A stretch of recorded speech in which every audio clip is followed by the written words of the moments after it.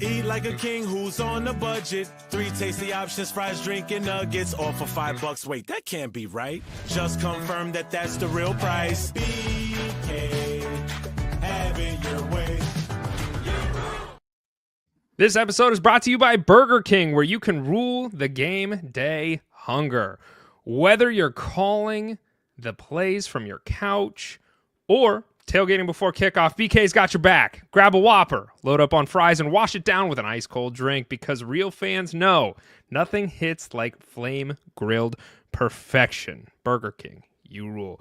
I am Slapdog, your host here for LeatherBrainz, and I am joined today by Scotty Del Rey and Alan Casanova Castro. It has been a hot minute since we have had everybody in the studio together, and I am so thrilled to do this episode today here with you gentlemen.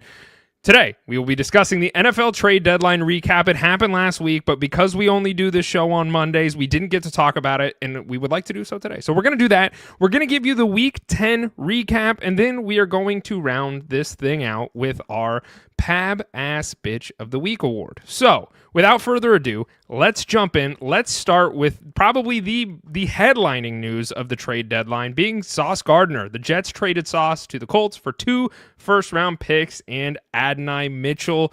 Gentlemen, I expected some Jets players not to be on the Jets roster by the end of the trade deadline. Sauce Gardner was not one of them. So, what was your guys' initial reactions when you guys saw that Sauce was traded to the Colts? I got a lot to say about this. I think this is a good point of discussion, not to kick us off instantly. So I don't know, Alan, if you want to give us your thoughts before we you just have whatever this is going to turn. You just have a rant teed up? Well, not really a rant. I think it's a good discussion, but I do think that this is big news, and obviously for the Jets, I think it's a great move. But the question is for the Colts, and I think it stems into a further conversation about what we actually think the Colts are and what they're trying to do. Sure. Okay, so you want my just gut reaction? Is that what you want? Did you throw up? I thought it was an overpay. That was mine, and I know we talked about that in the chat, but it was just felt like a lot to give up for a corner. Yeah, I agree. Well, I think that Slapdog in our group chat, your initial thought seemed to be relatively positive. Hey, the Colts are in a window; they're trying to make some moves. So, I mean, correct me if I'm wrong. I think that was your opinion, and that's probably what, if you're just a casual fan of the NFL, you're like, hey, the Colts are really good. They're trying to acquire some good players. That makes sense. I think that I come at it from 2 different perspectives. Number one is Sauce Gardner himself is not worth 2 first-round picks. He's just not. And I think that, despite the fact that he's a top 3 corner in the league, I think coverage corner, he is very, very good. There's no doubt about it. I'm not throwing shade on him in any way. I would love to have him on my team. But I feel like if you're a defensive back, 2 first-round picks is a crazy pay. You have to be a superhuman. You can maybe make an argument for Patrick Surtain. You could maybe make an argument for Richard Sherman in his prime, or who else? Sauce Gardner. No, I don't think Jalen Ramsey in his prime. And the reason I don't think Sauce Gardner's in that category is because he's one-dimensional. He's scrawny. He's not physical. You can't rely on him to set the edge on an outside run play. He's just not that player. He'll lock down a wide receiver. That's great. But he's a one-dimensional player. And maybe you can make an argument for some of those elite players to be worth 2 first-round picks. I don't think Sauce Gardner is in that category. But to me, that's all of that is just kind of nuts and bolts. That's not really the main point. I think the main point here is that the Colts are not in a window. They're not like the Buffalo Bills with Josh Allen.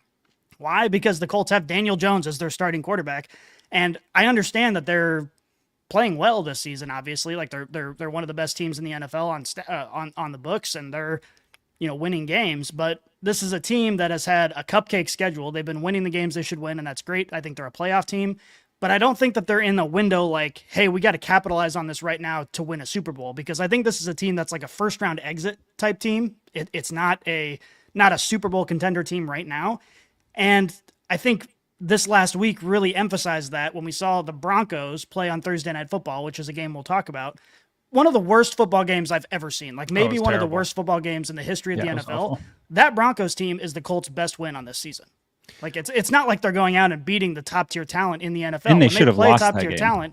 When they play top tier talent, they lose. And that that Broncos game, they should have lost, and they won. And We've seen what this Broncos offense. Yes, the Broncos defense is good.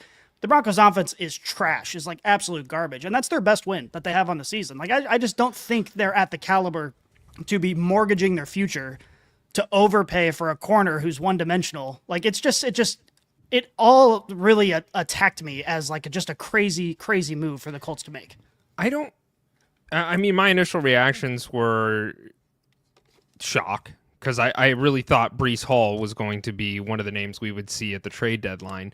I was surprised they moved off Sauce, but yes, the trade package is a lot. And to be quite honest with you, I don't disagree with the fact that I think it was a slight overpay. But I say slight because I think that the Colts aren't looking at this as we need Sauce Gardner to win now. I think they're looking at it as we need Sauce Gardner to continue to compete at a high level. And so I get it. The 2 first-round picks that's a hefty price. But Sauce Gardner is one of the better corners in the NFL right now. And he's young. And I think that's the other thing that is kind of interesting to me is, if they were to go get Patrick Surtain, how much longer are they going to have him for? Because really, he's 28? So maybe in a 3-year window, they'd still have him. But I think that their intentions with this trade were Sauce is going to be with us for the foreseeable future. He is a young asset, and he is one of the best corners in the league. And so with all of that in mind, yeah, I think the Colts are most likely a first-round exit. But if you look at this team and you look at this offense,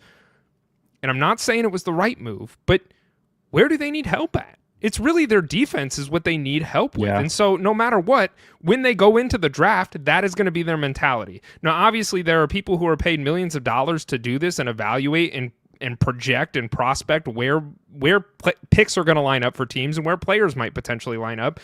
They saw something to say, hey, we're not going to get the guy that we need in order to do this. Let's just go get this young, talented asset that is going to continue to hopefully carry us in a favorable direction to win more games. That's how I looked at this trade. And so, yes, was it an overpay? Sure. But I think their intentions are not, we're going to go win this year. And I think that maybe that is part of their intentions because they're doing well right now. I think realistically, we all are sitting here saying that's not going to happen.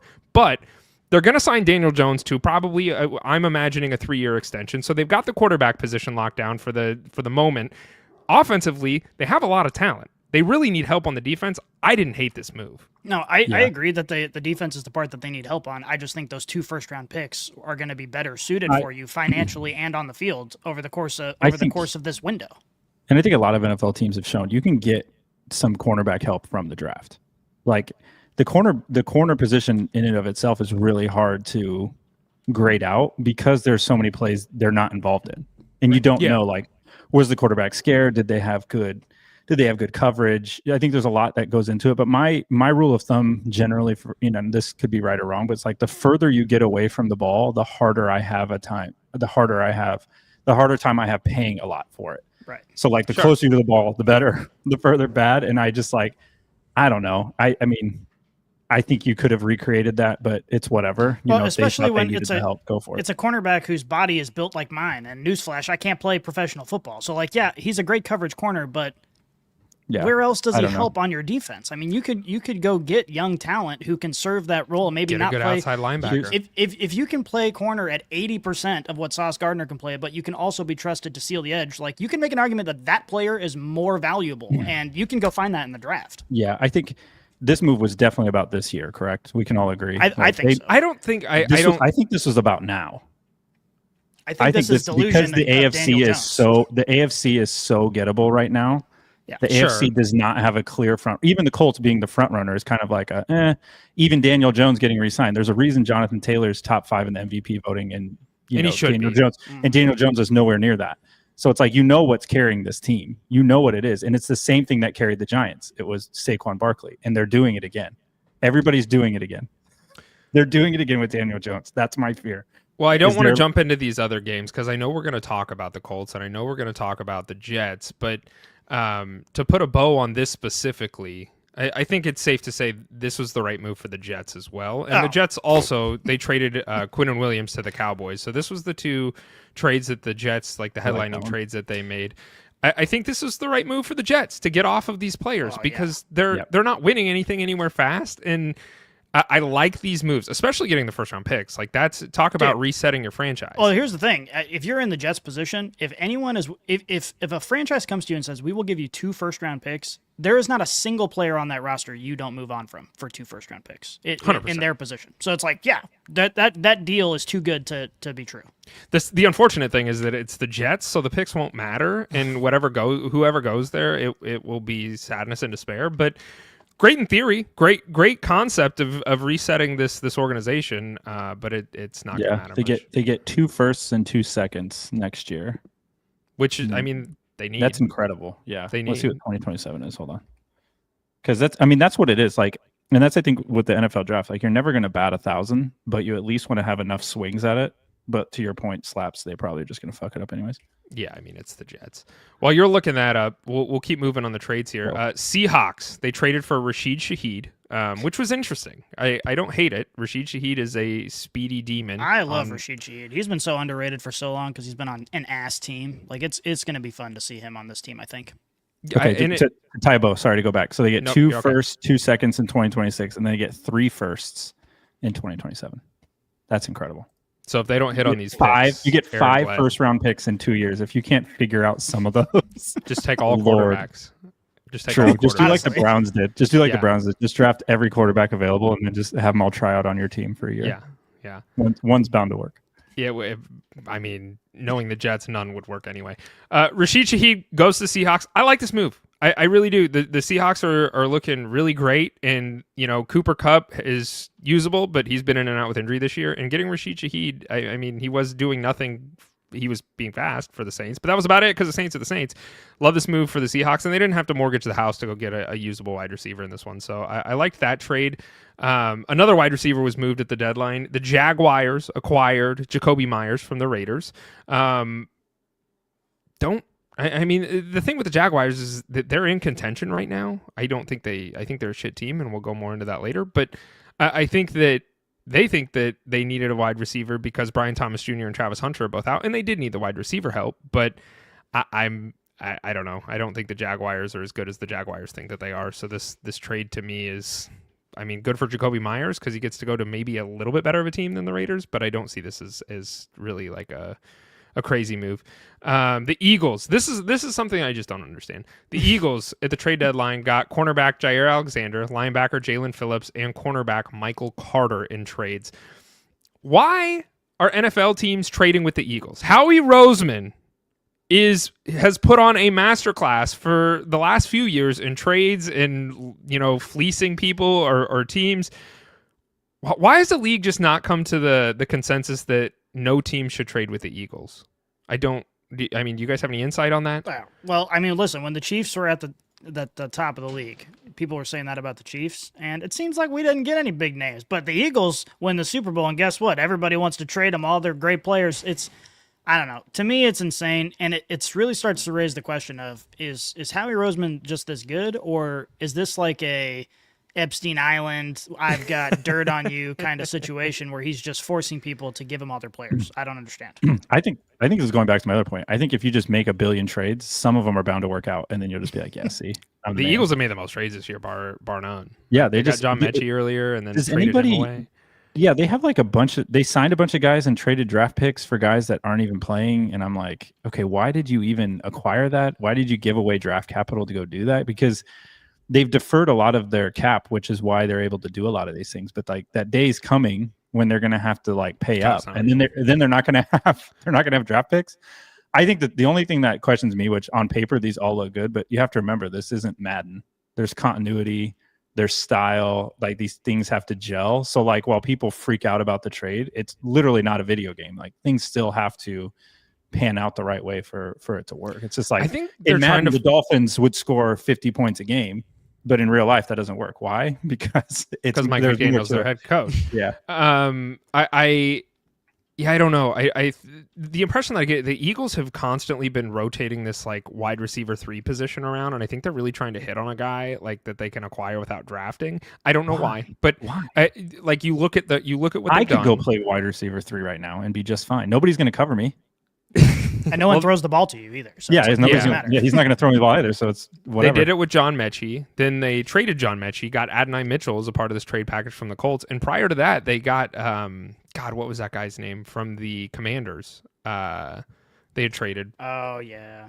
I can't remember the wide receiver's name, but they went and got him to begin this entirety of this thing.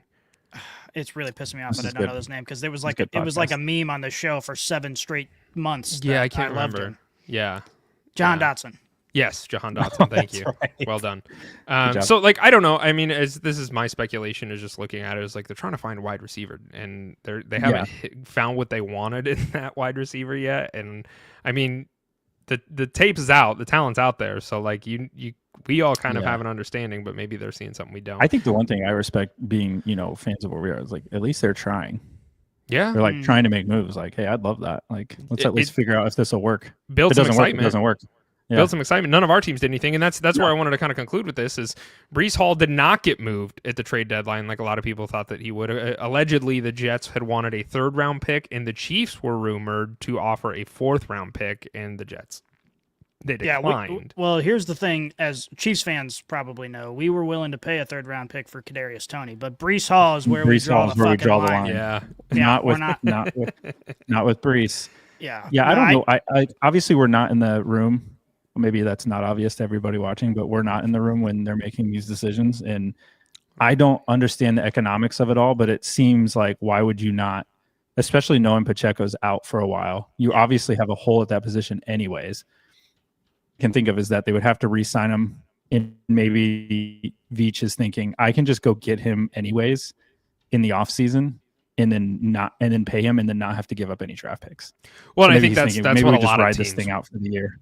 I think that's what a lot of teams were kind of under the impression of is like and that's why they didn't get a deal done is because they're like, well, he's going to be done after this anyway. Like and I hope he doesn't end up with the Jets. And I think, he had sent some mysterious tweets out into the Twitterverse and had said like, I'm so sad for like to still be here and watch all of my guys get sent off to other teams. And then I think that was deleted, and then he kind of reshaped a tweet and was like, I'm just excited to be here and help out and all this other stuff. So his PR team probably got involved there. But all right, gentlemen, let's pivot over to the games. We will start with the Broncos riding on top of them Raiders 10-7. As we kind of alluded to at the beginning of this show, this was the worst thing I've ever had to see. Like this was the most boring, displeasurable watch of the NFL season so far for me. It was terrible. It was boring. You guys remember for I know we're doing an internet show, so half of our audience is like 12. So they don't remember the great video 2 Girls 1 Cup from back in the day. And this was like the football equivalent of that video. It was like, Can we play that live? no, I don't think so. I have no interest in watching it ever again. And just like I have no interest in watching the Broncos ever again. Like it was just this game was you were sitting down and watching it and it was almost entertaining because it was so terrible. You were watching it and you're like, I can't believe that these are professional football players. And I know the Broncos defense is really, really good, but every other part of this game was just pathetic. Like it was just pathetic. My big takeaway was the Broncos offense. I mean, this Broncos team is leading the AFC West right now. They're 8-2. This offense looked terrible against a Raiders defense that has been notoriously terrible. Like Bo Nix looked horrible. And Yeah. I'm looking at this team right now. They are leading the AFC West, and they're not going to apologize for the wins. I know you guys are very closely watching the AFC West because the Chargers and the Broncos are currently beating the Chiefs.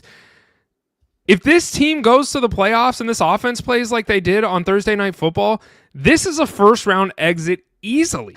I mean, it was terrible, and I get it. The Broncos offense doesn't have a ton of weapons. I mean, they don't. They've got Cortland Sutton and then a medley of guys out there.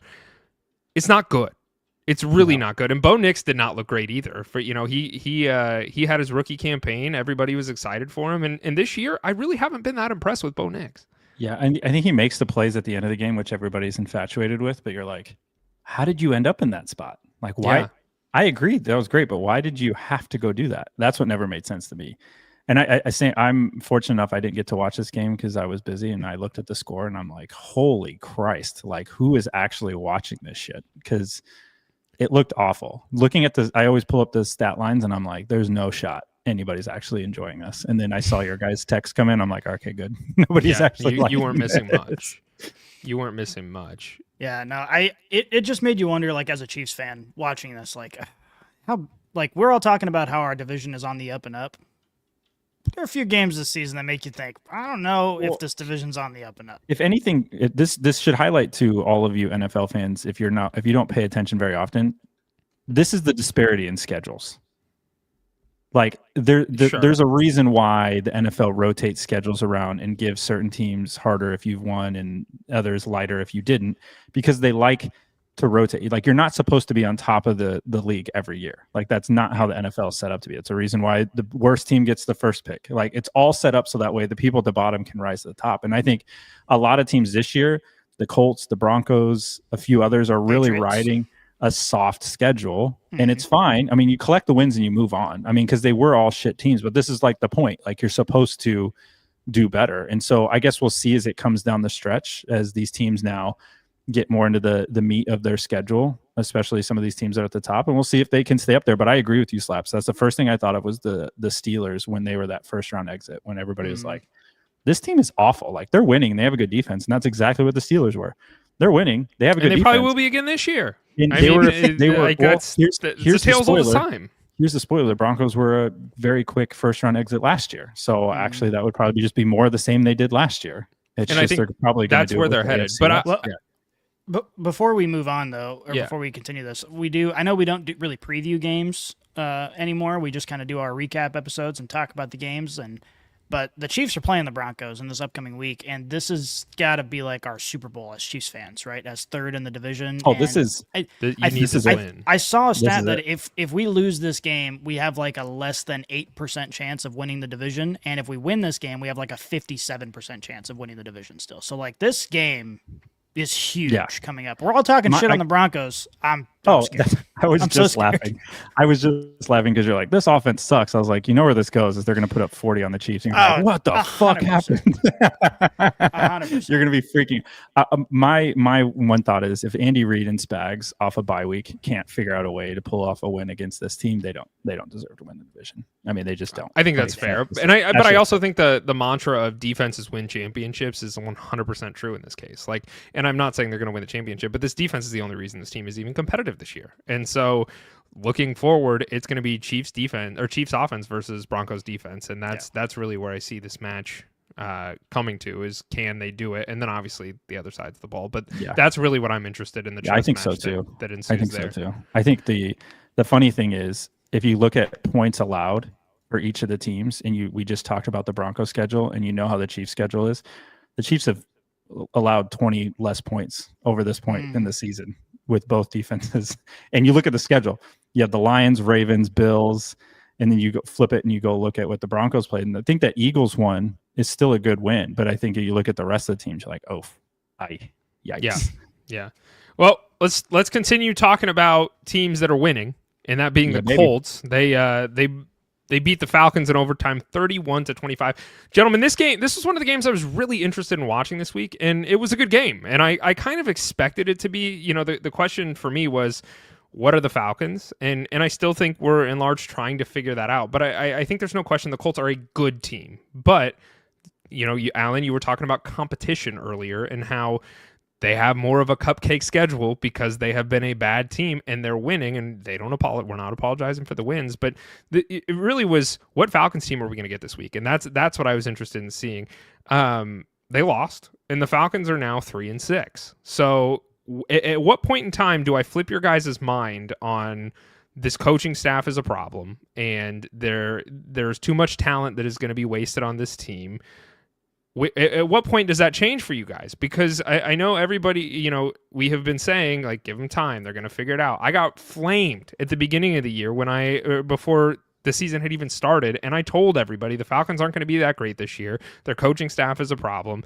I got destroyed online for it. But it's coming to fruition. We're seeing it happen here. They're 3-6. Like, this is a team that on paper should be competing for the division, and they're not. So at what point do you guys change your mentality? Are you still riding Raheem Morris? Like, what is your thoughts on this Falcons team? Well, first of all, I don't think anyone was riding Raheem Morris. I think the question was, is it really his fault? Is it really his fault, or is this team, we talk about all the young talent on this team. Well, maybe it's just not that much talent. How many times we see people go to the NFL and it's disappointing compared to what we expect? The point is that, yes, obviously the Falcons leave a lot to be desired, but I don't think you fire the head coach. That's really the argument that we're having here. It's not, okay, is it disappointing? Is it bad? They're not competing. Yeah, that's a problem. But I don't think you fire the head coach yet. I think this time next year, if we're experiencing the same thing, then yeah, he's gone. But I just think he's too new to have made the impact that you want. It's still yet to be determined, I think, the impact that he's going to have and his legacy there. I think with every game, it's more and more likely that he's going to be gone, obviously. But you've had two coaching staffs come through, and you've had the same problem with both. Yeah. Like they're unable to unlock the talent. So it's out. Is it just bad coaching back to back? Possibly. But on the flip side, like it's hard to say that when they took what was one of the top teams in the AFC to overtime. Mm-hmm. Sure. They've had good Jonathan moments. Taylor rushed for 230 yards and 3 touchdowns, and they were in overtime. So that doesn't tell me that team that quit. That told me a team that was just probably outmanned and outmatched. And I think Jonathan Taylor having an MVP season, that was the difference in this game. It had nothing to do with the coaching staff. Not only that, one thing we didn't talk about, we kind of mentioned it in the opening when we were arguing about the Colts, but Daniel Jones has tried to turn the ball over 10 times over the last 2 weeks. In this game, he fumbled the ball 3 separate times. He recovered all 3 of them. Like, any one of those go the other way, the Falcons win this game. Potentially. Yeah. Potentially. Yeah. I want to touch on something you mentioned, Jonathan Taylor for MVP. Are we all in unanimous agreement that Jonathan Taylor should win the MVP this season? Yeah.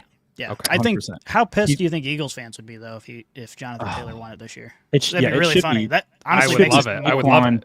It should be Saquon and then Jonathan back-to-back years, in my opinion. If you're really giving it to, like, the most impactful player, like, most valuable. That's, yeah.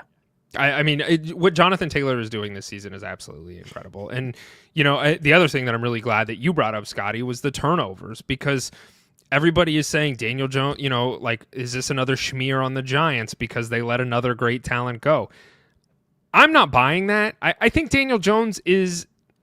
I mean, I'm not going to sit here and say he's a top 10 quarterback because he's not. What Daniel Jones is he is a usable quarterback on a team that is surrounded with talent. And so I don't think this should be a schmear on the record for the Giants whatsoever for letting another talent go. It was time to move on from Daniel Jones, and I think Jackson Dart will be a better quarterback than Daniel Jones.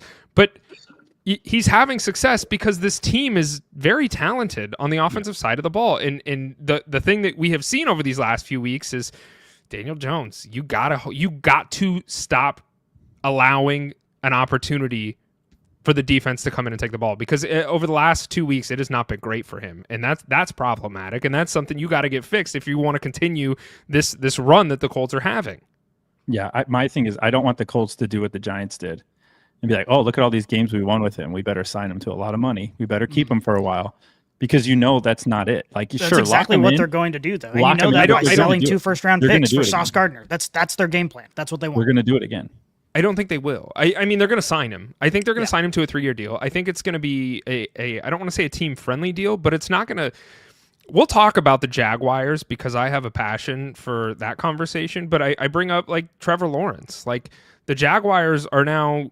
or Tua, if you want to throw him in this conversation, of guys that were severely overpaid. I don't think that the Colts are going to do that. I think we're going to see more of a Sam Darnold-esque deal where it's not team-friendly per se, because you're going to have to pay your offensive leader, but it's going to be favorable to the point where they're not going to have to, mortgage the house to keep Daniel Jones around, because I don't think most teams are going to overpay for Daniel Jones. So he's usable, and I think that's my biggest takeaway watching this. But without Jonathan Taylor, this team is way worse. It'll be interesting to see what other teams come crawling in to sniff around Daniel Jones to be like, hey, it'll happen. It'll happen. And then the Colts get very possessive and are like, fuck it, pay him. I think that's how this is going to net out, is that you're going to end up paying more than you wanted because your fear of going to the unknown again. Yeah. But they're going to do what the Giants did. And it's going to be not because of Daniel Jones why this team's doing so good. It's because of Jonathan Taylor. But I highly doubt the Colts are going to trade Jonathan Taylor away to the Eagles. Although maybe they will. Maybe Howie will. You never know. Howie's putting on match. Like, can I have both Jonathan Taylor and Saquon at the same time, please?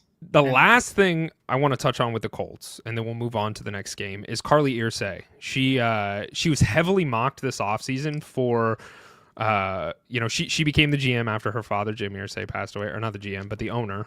So she was doing things like wearing headsets. She was on the sidelines at practices, and a lot of people were roasting her, being like, "What is this lady? Like this woman has no business being on the field, and like, what is she doing?" I think it's paying off, gentlemen. Like, I really do. I think that, and she was asked about this, and I think this is a really, really smart thing as a business owner, is just, if you have to pay coaches, players, and personnel millions of dollars, I highly encourage ownership to be involved, so when you're being fed a line of bullshit, and when you don't know what's going on, and you don't know, hey, was this wide receiver, is this wide receiver fucked up versus no, this wide receiver was tagged incorrectly, and so it was this video. I'm sure you guys have probably seen it floating around on social media. I just want to tip my hat to Carly Irsay, because I think what she's doing is great. And I think that most owners should take that mentality. Let's take a breath here, because let's take a breath here, because you're right. You're right in the fact that what she said makes a lot of sense. If you're an owner, you should be involved. Like, why you're paying all this money, you should definitely be involved. She hasn't made any personnel changes, so she's listening. She's I guarantee you that trade for Sauce Gardner was floated by her desk. Okay, yeah. Well, she has all the people who are making decisions that are in the place that they need to be in to make decisions. It's not like she's swapped out the GM or the defensive coordinator. She hasn't changed anything yet. So, she's listening, and that's good, and she's involved, and that's good. But sitting here praising her, like, oh my gosh, she wore a headset, so now she's the greatest owner in the history of the NFL because she's a woman. That's very dumb. I didn't say that, and I also didn't say it was because she was a woman. Those were your words. You called me a sexist because I disagreed with you. What do you think about that, bozo? Oh my god. No, I regardless if it was Carly Irsay or it was any of the other owners congratulations, out there. but regardless, Michael Bidwell with the Cardinals. Like, I think you should be doing that, because I think there is a lot of blame to be thrown around for different things that happen, whether on the field or in the locker room or whatever, and you don't get the full story. You don't know exactly what you're being fed. So when you can, figure out where the bullshit is and start to attack it and get rid of it, I think that's how you build a good program, I think, in my opinion. And I don't own a program, but I think it's only paid dividends for her, and it's only paid dividends for what the Colts are looking to build. So that was my last piece. Is there any other thing on there? Oh, Matthew Cahan left a comment. He said they probably give him a Darnold type contract, referring to Daniel Jones, and it's 3 years and there's an out after year 2. That's what I see happening as well, MK. That's exactly how I see this playing out, and I think that's the right thing to do for the Colts. Moving over, this is the other headlining news that I think it definitely needs to be discussed. It happened just today. Brian Daboll was fired after losing to the Bears 24-20. I have my thoughts and opinions. I can give them, but I would like to open the floor and let you guys give yours first in the event that you'd like to do so. Yes, really quickly, as a Bears podcast, I find this very disrespectful that after we beat your team, you fire a coach. Bears are a strong, proud organization. This is a great football team. I don't know why they fired their coach. We're obviously one of the best teams in the NFL. That's all I have to say about that. Valid. I think the excuse that they have to fire him at this point is because Jackson Dart got injured. And I really think that was always going to be the straw that broke the camel's back, the way that they used Jackson Dart and they let him run with his legs. I think they're looking for a reason to get rid of Brian Daboll. When Jackson Dart started playing well, everyone was like, oh, is he good enough? But they're not winning games, and then Jackson Dart goes and gets concussed, and it's like, all right. We lost all the spark that came out of this team. Now we have to start Russell Wilson again for the rest of the season. We won 3 games. Let's just get rid of him. The season. I think Jackson Dart will come back from his concussion. I mean, you're the leading concussion expert. That's true. It depends on how many he's had. I don't know his history. Oh, yeah, we have to defer to your brain, though, but your brain is that's concussed. A bad idea, though. So now we're really confused on how we handle this. But this was the knock on Dart, though, was, is his play going to translate to the NFL well? And I think, dude's got to slide. Dude's got to get down. Yeah, he's got to get down. He can't keep taking these hits, and this is what's happening. Matthew Cahan says 2 things. Bears are a team of destiny, and we are Bears podcast this year, so we couldn't agree with you more. Secondly, a fun fact, the Giants have fired their last 3 head coaches following a loss to the Bears. That is interesting. That's disrespectful. As a Bears podcast, I couldn't agree with you more. That's fucking disrespectful. It is. Yeah, that's bullshit. I don't agree with this move to get rid of Brian Daboll, and I've said that throughout the show, for the last year and a half. I never thought Brian Daboll was the problem. It's hard to sit here and argue that after looking at just the way that they've lost like 4 of their games this year, they really honestly should have won. And at the very end, they blew it. And that happened over and over and over again.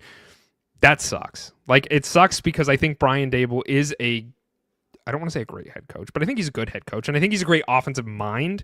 And what he was building there with Jackson Dart, and that's the unfortunate thing, is they lost Neighbors, they lost Cam Scadaboo, and now they lost Jackson Dart. And it's like, that was where you were really finding your fuel. You were building that fire.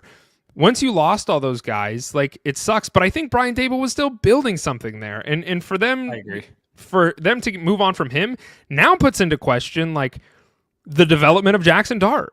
Like, that now comes to mind as a question for me, is like, how do they develop him? Who develops him? What does this look like without Brian Daboll? Because I think he was a good head coach. And I think go ahead, Alan. No, I was just going to say, I think where you're on is, I think 2 things can be true. I think he can still actually be a good head coach or coordinator and it not be the right fit.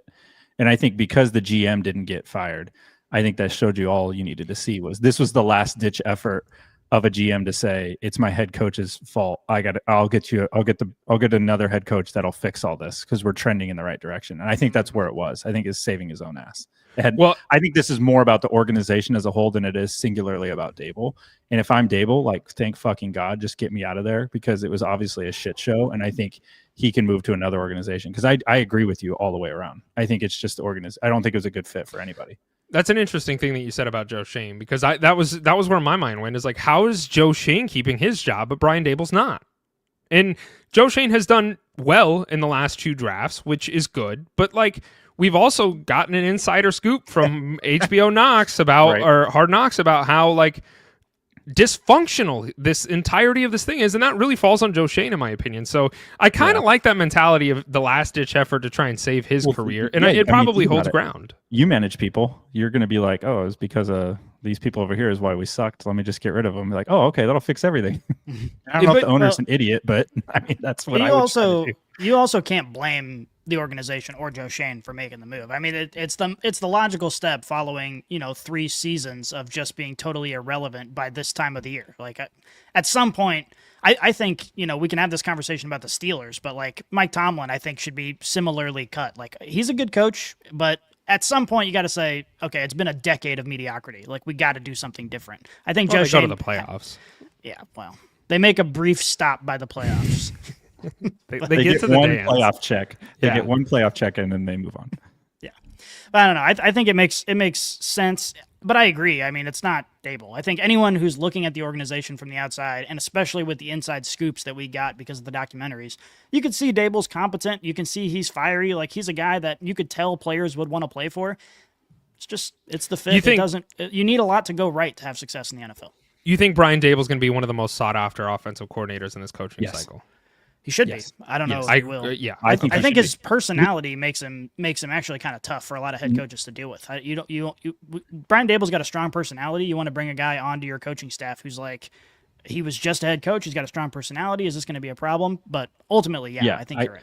I think look at what he did. Okay, here's the thing that's going to be sneaky is look at what he made Jackson Dart and Scadabo for a few weeks.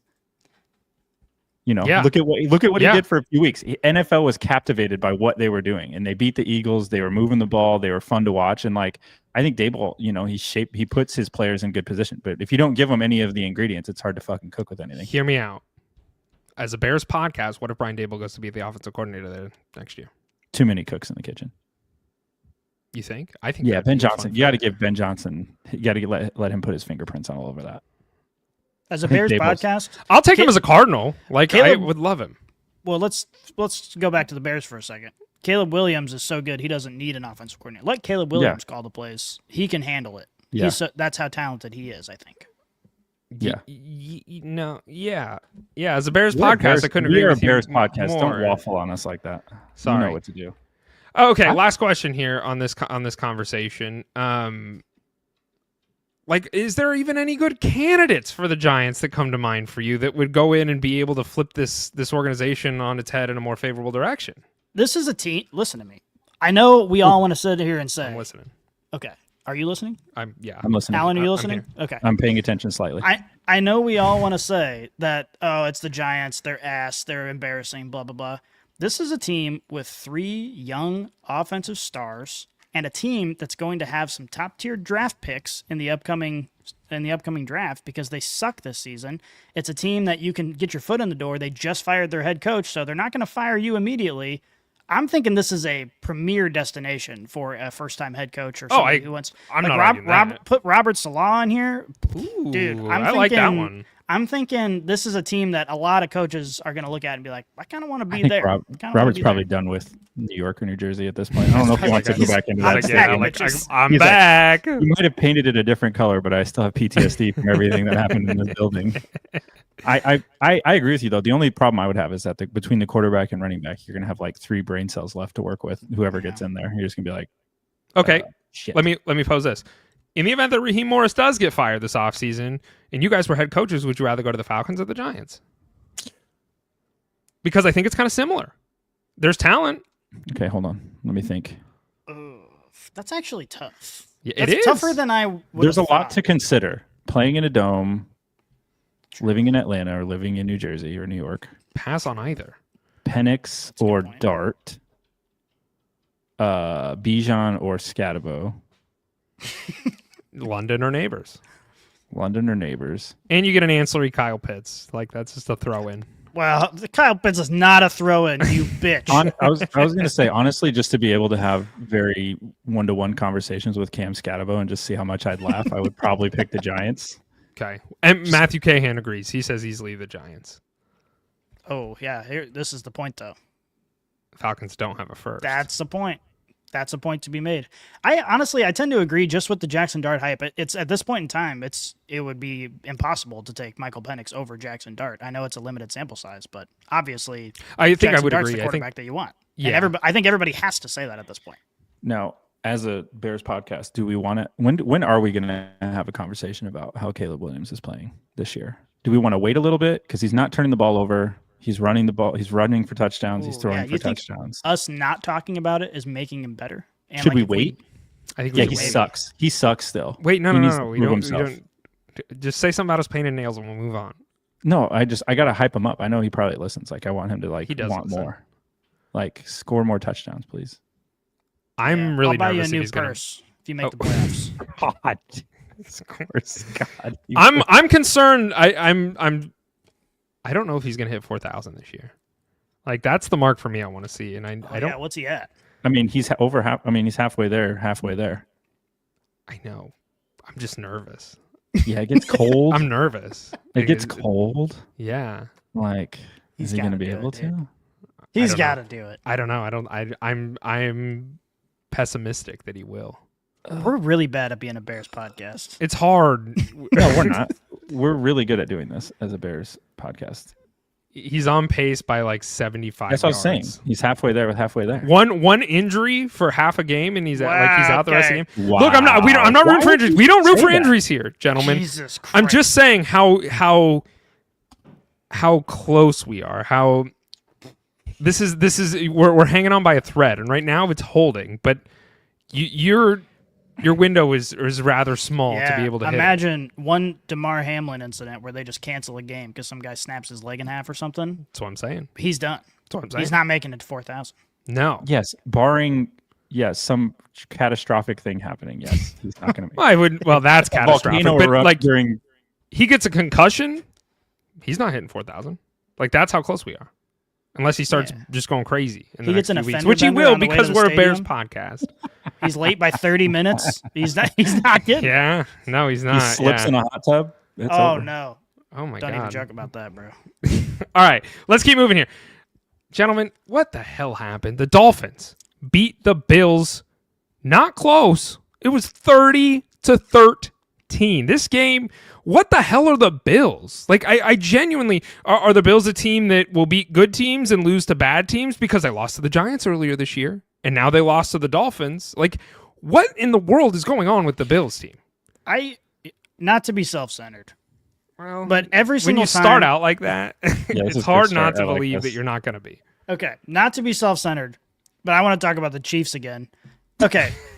We're talking about the Bills Dolphins. I understand. The Chargers, they beat the Chiefs. Chargers are like they're just okay. I know they've had a lot of injuries, but they're just okay. Okay? The Jaguars, they beat the Chiefs. Oh my God, the Jaguars fucking suck. Josh Allen beats the Chiefs. Oh my God, they lose by 1 billion points to the Dolphins. Maybe the Chiefs just suck. Yeah, Like I'm getting scared. I think maybe the Chiefs are really bad. And That's not where I thought. That's not where I thought this was going.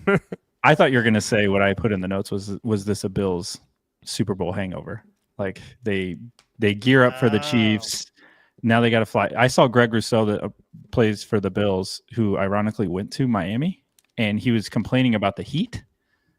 They didn't play well because it was hot, and they're not used to playing in the heat. But he went to Miami, so I don't know.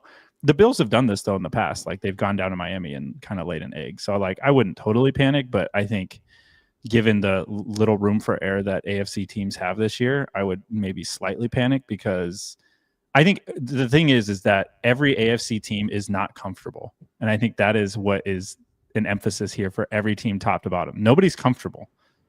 Which is fun. It's fun to watch. It's super fun to watch because you don't actually have one juggernaut out there right now. It's just everybody's got flaws. Everybody's working through it. Everybody's trying to figure out. It's like, which team, now it's less about the wins and losses. It's like, which team do you trust to like figure it out by the playoffs? That's what I love the most about this season of the NFL is like there's not like all of the historic juggernauts over the last few years are not that right now. No. So it's a fun time to be involved in the game because it truly the old adage of any given Sunday could not be more true than this season. Like it's so fun to watch. Both sides. I know we're talking AFC, but even NFC is the same. Yeah. Like Eagles coming off a Super Bowl, you're like, oh, I don't know if I trust them wholeheartedly. And you're like, the Bucks are pretty good, but I don't know if I trust them wholeheartedly. And we'll get to the Seahawks, but it's the same thing. You're like, I don't know. It's fun.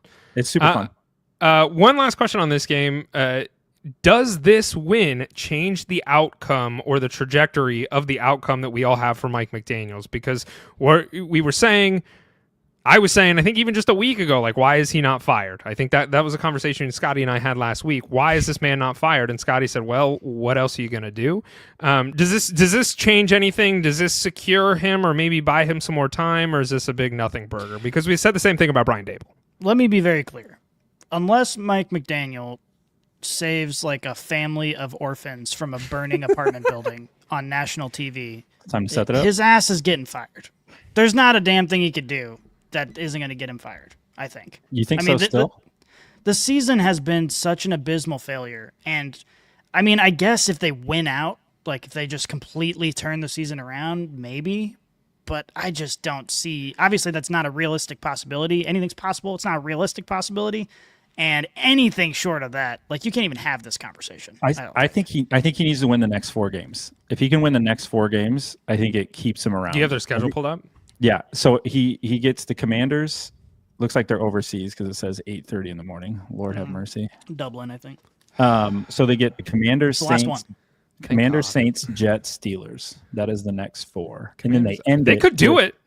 They end it with the Bengals, which looks like they're getting Burrow back sooner. Correct. And then they get the Bucks and Patriots to finish the year. So I wouldn't blame them for losing those 3, but if they can win those 4, I think that takes them off life support, and I think it keeps it. But now here's the thing: even if they have some success in the next 4 games, they're going. The last taste in the mouths of Dolphins fans is going to be losing to a few good teams, and he's gone. It's going to remind them of, oh shit, oh yeah. I agree with Scott. I don't think this game did gone anything. No matter what. I think he's gone no matter what. Okay. I think he's gone no matter what. So what does that say about the Bills then if you lost to a dead man walking?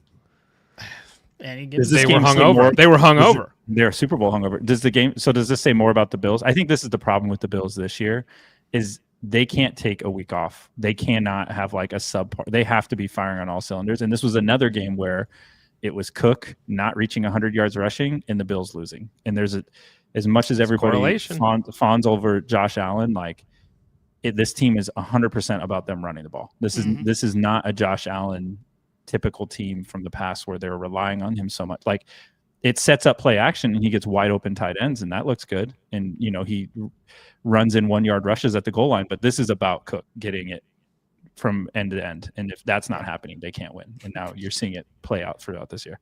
Cook getting it from end to end. That's what nice. it's all about. All right, let's move on here. Let's go Ravens Vikings. The Ravens won this game 27-19. I'm going to turn this over to you, Scotty, because I think you have a little bit more analysis to bring to the table than I do in this game. I don't. This game was. I expected the Ravens to win. JJ McCarthy I'm still trying to figure out what he is. So I'll turn it over to you. Yeah, I mean, I think the Vikings, we all kind of understand the situation. They got a rookie quarterback. Nobody knows if he's absolute ass or if he's fine or if he's good. So we just got to kind of wait and see how that pans out. And by the way, they just, sidelined him for several games, so we still know nothing. So they just got to play and see what happens. The Ravens are the more interesting conversation because the question is this a team that's still very much involved? Because if you look, they've won the last 3 games, but they haven't, like this last game, they just haven't really looked good. Like Lamar Jackson threw for like 160 yards or something like that. Derrick Henry was no touchdown, sub 100 yards.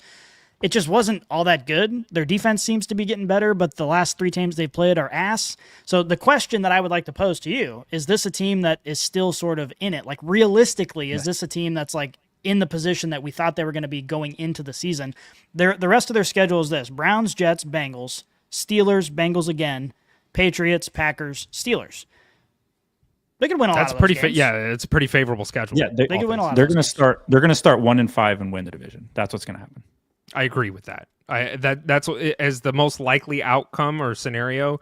I think that's what's going to happen here. And I agree. This Ravens team does not look like it's unstoppable. It does not look like, they're crushing it and operating on all cylinders. They're winning games. Lamar Jackson's back and, supposedly healthy, but Derrick Henry's slowing down. He's not King Henry like he was in years past, and perhaps we're starting to see the decline of Derrick Henry. Every time Hunter says that, Derrick Henry goes off for 1 billion yards. So I was going to say, lock in the over next week. He's on pace for like 1,300 yards and 12 touchdowns. But he's not Derrick Henry that we have known as far as like the Derrick Henry. That's not happening, and part of that could be the offensive line as well. I think the Ravens are going to win out the division. I think that's the most probable outcome in this scenario. Which is hilarious. This division is so fucking bad. It's because Burrow went down. If Burrow didn't get hurt, this wouldn't be on the table for them, I don't think. I think the Bengals would be running away with this division. I think they'd be, even with as bad of a defense as they are, and they're still only a couple games back. And if they get Burrow back here in a few weeks, I think that the Ravens task now gets even tougher. I think that's where this is going to come down to, is like, can Burrow come back healthy and do what he needs to do? I think not to focus on the Mike Tomlin discussion, but this is the Steelers are a team that was ahead of this division. While everyone was in wheelchairs. And it would just be unbelievably hilarious if, Burrow comes back, Lamar Jackson comes back, the Steelers are totally fucking irrelevant in the entire second half of the season. And it's just like, okay, this is what they've been for a decade. Like, can we please make a change? Please, for the love of God. Well, you're also looking at the AFC North that is the only division in football right now that every team has a negative point differential. That's what I'm crazy. saying. It's just every single one of them. That's insane. They all are negative. That's insane. All right, I want to move on to the Jets game. Because as it turns out, gentlemen, when 2 of the worst teams in the NFL play each other, it might actually kind of be fun because they're so bad. So Jets win this one 27-20, and really the story here was the Jets special teams. I mean, they had a kickoff return for a touchdown. They had a punt return for a touchdown. And I don't want to beat you while you're down, Scotty, but I think the Justin Fields having the best season of his career storyline is I think it's ended. His stat line in this one was 6 for 11 for 54 yards and 1 touchdown. But hey, let me just say something, okay? Which quarter was that? Or was that the game? That was the game. That was that was all wild. All the quarters, all 4 of them. I in all of my fantasy leagues, we're in the bye situation here. So all of my starting quarterbacks were on bye. So I was like, Justin Fields is on every waiver wire for a reason. Because they're for a reason, because he sucks, obviously. But they're playing. The Browns defense is pretty good. But I'm like, Justin Fields has got all the upside, man. He's got all the upside. Like, maybe he's gonna rush for 200 yards. You never know. So I picked him up. He put up like 4 fantasy points in almost every one of the leagues that I grabbed him in. Here's a fun little stat for you. So he threw for a total on all 4 of those quarters, Alan, for 54 yards. Breece Hall caught 1 reception for 42 yards and a touchdown. So if you take out that one Breece Hall, Justin Fields threw for a total in the entirety of the game for 12 total yards. His QBR rating was horrendous. Justin Fields is not having a career season. I think his career is firmly over after this season. That's incredible. That's insane. And the score was 27-20. He threw for 54 total yards, and one of those came off one hold play. on. Yeah, that's what we're not talking about. The game script was against him. That's the only reason. That's the only reason he didn't perform. I know you guys don't follow as much college, but this is very akin to what the Wisconsin Badgers did this weekend. They won. They upset ranked Washington, and their leading passer was the punter because they ran a fake punt. That was their stat line. Tough. That's so. This is very much like that. Like it was. They might as well just. I don't know. He just didn't need to be there. Maybe. I think they don't want him there. I think the unfortunate thing is when they were going to bench him, Tyrod Taylor got hurt, and so they had to roll Justin Fields back out. They don't want to. I will say, as a Bears podcast, this gives us a little bit more like peace knowing that. Yeah, that we made the right decision. Yeah, I agree with that. I agree with that. All right, gentlemen, let's quickly go over to our sponsor of the podcast. This combo meal's got combinations. Make this thing your own creation. Entree, drink, and choice of sides. Oh, and it's free to swap fries. BK, have it your way. This episode is fueled by Burger King, who just pulled off the comeback of the century. The snack wraps are back. Yeah, you heard that right. The legend has returned. People stormed the gates, they wrote petitions, and maybe even shed a tear. And Burger King said, fine, you win.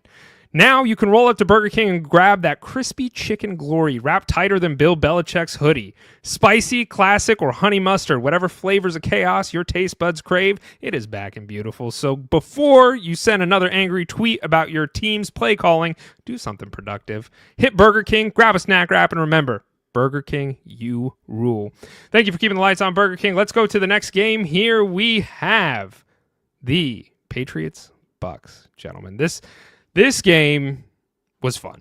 This game was the game that I wanted to see. I had this one kind of circled as another game of the week for me because the Patriots and the Bucks are two very good teams this year. And the Patriots won 28-23. It would appear, gentlemen, as if the Patriots rebuild is coming to fruition and another dynasty is here. Drake May. Okay. Is hit. Dynasty. It's crazy. Yeah, baby. It's happening. Mike Vrabel and Drake May, what they're doing is nothing short of impressive. I think you got to win, one Super Bowl before you can pretend there's a dynasty. It's on the horizon, Scotty. It's happening. It's I'm happening. Excited. Why are you excited, Alan? Well, I own Drake May. Gotcha. I just wanted to make sure. So I'm very excited for that because that's paying dividends now, where I feel very good about the future of. The other thing was, did you see this article from Tom Brady where there's a report that he cloned his dog, which is weird. I did see that. That is pretty weird. And then he says that he cloned his DNA 23 years ago. And he was saying he did it in North Carolina, which is where Drake May was born. And so now there's speculation. The prodigal son of Tom Brady? Did Tom Brady clone himself? Is that what just happened? Oh my God. Did we just uncover a hard Yeah, and that's why Bill Belichick that's why Bill Belichick's in North Carolina at Chapel Hill to cover up where Drake May went to school, like covering up everything because Tom Brady cloned himself. Holy crap. I don't know. There's some smoke there, boys, but there's some chatter. That's for sure. I think what we can all say is that if there's any organization that really needed to be brought back to the dynasty forefront because they've never been there, it was the Patriots. Like, I'm really happy that they're back on the upswing. They just finally win some games. Yeah, it's been a while. I don't think anybody remembers them winning anything, so it's like really good. I'm really happy for them as fans that they're right back onto the wagon. Mm-hmm. I think they need this. They needed this. I disagrh. It's hard for me to. It's hard for me to root for the Patriots, but I'm very I'm very torn because I like Drake May. I think he's a really great quarterback. I think he's doing a phenomenal job. But more importantly, I love Mike Vrabel, and I believe in him as a head coach. And it just sucks that he went to the Patriots because it's like he's going to build a very competitive team, and the Patriots are. I mean, let me ask you guys this: in the AFC, what team is there a team that stands out to you that is more solid than the Patriots at this moment? Or you would feel what you're both nodding your head now. This is an audio podcast, gentlemen. I don't think I'm not even that solid on the Patriots. I think they're good. Best team in the AFC right now. The best team? The best team. I still have to say the Colts. You think the Colts are better than the Patriots? I would. If you put them on the same field, I would think the Colts would win. You agree with that, Scotty? Because I struggle. I don't know if I agree with that. I don't actually know. I think no matter what team you say, it's like just because they're the best team in the AFC right now doesn't mean they're that good. I think that all the teams in the AFC, like even the top tier teams, are like they're on their way. They're on their way. But somebody's got to win the AFC. I mean, somebody has to. I agree. I still think the Chiefs, like honestly, when it comes to just talent and been there before, have the best opportunity. But I'm not going to argue that. Take the Chiefs out. That's why the Bills and Chiefs right now are so lucky. The rest of the AFC is kind of like floundering around, or you have like random teams. Because if that wasn't the case, everybody would be feeling really bad. But I agree. I say the Colts, but I don't say that with like much conviction. But okay.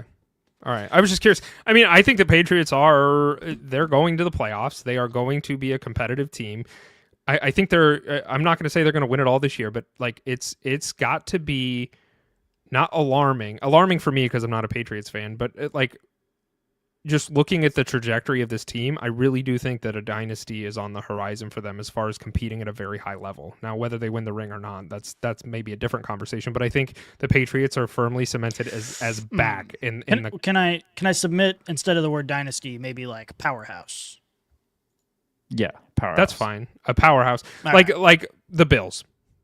The Bills are a powerhouse team. Yes, I would. Okay, agree. Then that's fine. And who knows? This could be a dynasty, but I think powerhouse is maybe a fair label at this moment. You know that meme where that like guy's in battle. It's like and all the horses and people are coming at him, and he's one soldier. Yeah, well, it's just like he's got PTSD. I think Bills fans are like, "Are you fucking kidding me?" We literally had like the smallest window ever to do anything, and the Patriots are already back in the fold of like being up our ass about. Well, it begs the question because I've seen a lot of people stating like there's been chatter about the Bills and how their window is now closed, and I don't agree with that because I'm of the belief that as long as Josh Allen's on the field, you have the opportunity. Correct. But it's got to be pretty disheartening seeing all this play out. Honestly, correct. Bills fans. Oh, I'm sorry. Go ahead. I was going to say something stupid. I just think Bills fans. I feel bad for Bills fans, honestly, because like it's just been how many Super Bowls did they lose over the last like 30 years? It was like 4, I think, and then it was the Tom Brady era, and they just couldn't quite make it, and then it was the Mahomes era, and they just couldn't quite make it, and now the Patriots are back, and the Chiefs, Mahomes is still there. It's like it just sucks. It's got to suck. It's got to really, really suck because it's not like they've been bad. They've been good, and they just can't they've been do very it. good. They have. They're not good when they needed it to be. I think the part of this game that made me happy was the Travion Henderson. I don't know if you guys tuned into MK and the boys Sunday morning, but they had a really good discussion about Travion and like when was this going to pay off and Ramondre being out, and it was cool to see him. It was cool to see him have a day. It was like to see that talent come to fruition, and like one of the coolest moments of the game was him. Running down the sideline to ice the game. He's pointing at the coaching staff like, saying, "Hey, you want me to run this touchdown?" Yeah. You want me to run this? I don't think I've been that fast ever in my life where I was that far ahead of everybody, where I got to ask questions about things going on in my life while I'm running in a touchdown. But I think that's just another wrinkle to this team, and to your point of them being a powerhouse. Like I think that just underscores where they still have talent that's blossoming, and Drake May's blossoming, and they'll get more weapons. And I think we know the kind of coach Vrabel is, and he's very like. A tough, what kind of coach you're getting. It's just a tough, hard-nosed coach. And I think it's just a shame that what the Titans did to that whole team, top down, of getting rid of players and getting rid of him. But I think you're right. I think the Patriots are kind of cementing themselves as the powerhouse, and the Buccaneers looked really good too. Again, they did. And I mean, these were two great teams. Baker Mayfield looked amazing again, and so this was a really. Not like many people, if you looked at the beginning of the season, I think you'd be lying if you said you circled this one as being one of the better games of the season, but that's what this ended up being. Like this, it played out that well. Out that way. Yeah. All right. Saints-Panthers, who cares? I don't have anything to say about this game unless you guys did. I mean, this game is the Saints win this game 17-7. A bunch of hoopla. Good for them. Yeah. Yeah, I think the Panthers are going nowhere fast. And we had a graphic go out last week, and I got into a verbal, a Twittercation. I don't know. Altercation. Yeah. Xcation Well, with somebody. That sounds kind of. That I kind of want sounds to be hot. on an Xcation. Sounds hot. Come on over, baby. You want to do an Xcation with me? I would love to do an Xcation Ooh, with you. triple Xcation. Cubed. About we had a graphic go out talking about like which one of these teams was playoff contender or something along those lines, and the Panthers were listed in there, and I kind of laughed and was like, yeah, the Panthers shouldn't be in this conversation, and some Panthers fan got really upset about that, and we got into an argument about it. But I was like, what blinders do you have on? Like this Panthers team, yeah, they're currently, record-wise in the conversation. They're not going to be there by the end of the season. And in the event that they do go to the playoffs, it's a one-game sweep. Like the Panthers are going nowhere fast. So I don't really have anything to add to any of this. I don't know if you guys you should tweet at that guy again. just be like, hey, I should tweet at him. Are you up? Cyberbully him. Yeah. Just Hey, tweet did you you up. see did you see the Panthers lose to the Saints last week? All right. This is Let's this is tough. Before you go anywhere, I will say this. I think this has more to say about the Seahawks being really, really good this year than it does about the Cardinals. But go ahead. Yeah. The Cardinals lose 22-44 against the Seahawks.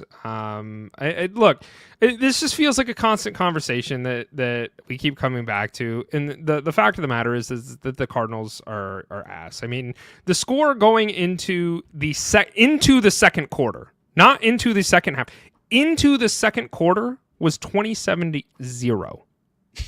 Like I actually don't mind that because at least you know the game's over and you can go about your day. No, I didn't pay attention. Awesome. I was like, I mean, I would look at like clips here or there, but like I wasn't watching the game anymore because I was like, this is over. And the reason is because we're terrible. And Jakobi Brissett, like I don't even want to call it fumble because he tried to throw the ball, but he didn't get forward movement in his arm, so it got smacked out of his arm. DeMarcus Lawrence got 2 scoop and score touchdowns in back-to-back drives. Like it's embarrassing. This isn't even the conversation. The Cardinal season's over. We're done. Like the conversation that is being had in NFL media right now that we need to have is the future of Kyler Murray. He was put on IR before this game, and people are calling it a ghost benching, as he was potentially going to be able to play, and then they all of a sudden decided to put him on IR. I'm good with it. Let him get healthy. Don't play him for the rest of the season, and then trade him this offseason. Like, is that fair for me to think? Like, move on from Kyler Murray. Like, are we all done with the Kyler Murray? Are you guys? I'm done. But are you guys done with the Kyler Murray saga at Arizona? I think that anyone who's got that much attitude packed into such a tiny little body at least needs to win games. And the fact that he doesn't win games tells me this ain't gonna work. They've run the experiment. They've done all they can do. They've given him all the chances that they can give him. It's time to move on. Yeah. I think what little I know of the situation of Kyler Murray and the short amount of time that he's been there and the miniature amounts of stats that he put up, I think it's probably a good time for him to move. This is great. And then I took this further. I was having this conversation with a family member, and we were talking about this, and they were like, what do you do if you get rid of Kyler Murray? And it's like, because this draft class is not touted as having a lot of quarterback talent, and maybe we re-roll there. In the event that we don't, I had a proposition for this family member, and I think it's kind of an interesting one. Like, go sign Mac Jones. Go get him on a short-term contract. Yeah. Like, Mac Jones is not playing terrible. He's not going to win you, a Super Bowl, but he is he's looked very competent with Kyle Shanahan, and I know that they lost this last game, but he's usable. Go get Mac Jones. Use him for a year or two until we can figure out the quarterback position. Well, that's kind of where I'm at. My question is, we've seen some middling quarterbacks that look pretty good for Kyle Shanahan and then go other places, namely, I don't know, Jimmy Garoppolo. You think Mac Jones is another Jimmy G? I mean, even if he is, like, you're just trying to bridge to the next quarterback. So go get Jameis. Okay, don't. Go get Jameis. Don't. You know how good Jameis would look? Slaps is going to get stuck to his chair if you mention it. Don't even try and build that thought into my head because you're not I'm wearing gonna sweats, get excited. are you? I'm wearing nothing below this sweatshirt. Yeah. Yeah, baby. Dude, I have a Jameis card right here. That would be so great. I would love having Jameis. Oh my god, that would be so cool. That's so funny. Yeah, what's he on? What contract is Mac? That's a good Is question. he on a multi-year? I thought he was on a 1 year deal. So I thought that's did why I. that. I thought that's why that game against the Rams, I felt like bought him his next contract already. Like, Let me go somebody's gonna look. pay him. So, and for anybody who's listening, Matthew Cahan said they're not going to trade him in division. Mac Jones. So we're looking. He's this got up. 1 more year. MK's our little Google. Shit. Jameis, All right. it is. Jameis, it is, baby. Roll him up. Just carrier pigeon that card to the Cardinals front office, and they'll get the message. They'll be like, "Some pigeon brought me this Jameis Winston card. We better go get him." But hold on, we kind of skipped right over this. With a new head coach heading to New York, obviously no one should be starting Russell Wilson given the situation, and I think it's safe to assume that Jackson Dart is going to be out for at least another game, maybe in concussion protocol. I feel like a new head coach has got to put Jameis in. You got to put him in. Jameis Winston is the best of everyone. God, that would be so great. The best of everyone. He is He's the best of us. On the other, to put a bow on it, the Cardinals are trash, and it sucks. It's frustrating to watch. I think Marvin Harrison has gotten 20 targets over the last 2 weeks. In this last game, he got 11. He only caught 2 of them, so there's a lot of pretty problems going good. there. That's pretty good. He caught 2. He did catch 2. That's It's more than probably when he was with Kyler. That's pretty good, man. But in a blowout you got to be game, happy about the targets, though. I was gonna say, imagine if you give him 44 targets. holy crap, He's gonna He's be going to get 8 crushing 8 it. catches. Holy shit. The Seahawks are a really good team, gentlemen. That's the other thing here, and I think that's what needs to be talked about more than how bad the Cardinals are is how good the Seahawks are. They have an elite defense. They're looking really sharp on offense, and what a turn of events for a team that was kind of like the Colts of the offseason where they were kind of getting made a mockery of. What are you doing trading Geno Smith? He's your quarterback. What do you think Sam Darnold's the answer? I know those words came out of my mouth, and I wasn't I was being very serious. They traded DK Metcalf, and it's like, what are you doing? Like, this team we couldn't figure out if they were trying to rebuild. We couldn't figure out what they were doing and the decisions that they were making. And it turns out, gentlemen, I think they kind of knew what they were doing because this season has been great for the 49ers. So that's my bigger and they got a good end to their schedule. Seahawks. Obviously it'll come down to the playoffs for them because the end of their schedule, I don't know if we're going to learn a ton because they're going to get a lot of limping teams. They get the Rams next. They actually get the Rams twice, so that'll be kind of interesting to see where they are because I think the Rams are really, really good. I love Stafford is not getting enough. Don't show your hand because we're going to talk about the Rams. Sorry, but Stafford, obviously, I have some thoughts on, but I think MK saying it there, Jackson Smith and Jigba, he's already over 1,000 yards receiving. Like he's so good. He is good. unreal. He is playing his ass off, and I think once they had kind of moved on from the more veteran wide receivers, I think JSN had to step up, and I think you're doing that. And I think Sam Darnold recognizing that is also pretty good. I think now coming off of the Vikings and this year, he's a good little journeyman quarterback. Like he knows what to do. Like I don't think he's going to win you the big one, and I think that's ultimately where the ceiling is for the Seahawks team is like Darnold's going to have to like win them a game, and I don't know if he can necessarily do that, but he knows how to use his weapons in season to get them into the postseason. Yeah. So I think that's exactly where they're at. I agree. Let's go to the next game here. This one I have a lot of fire about me. I said this on the Everything app. I don't know if you guys are familiar.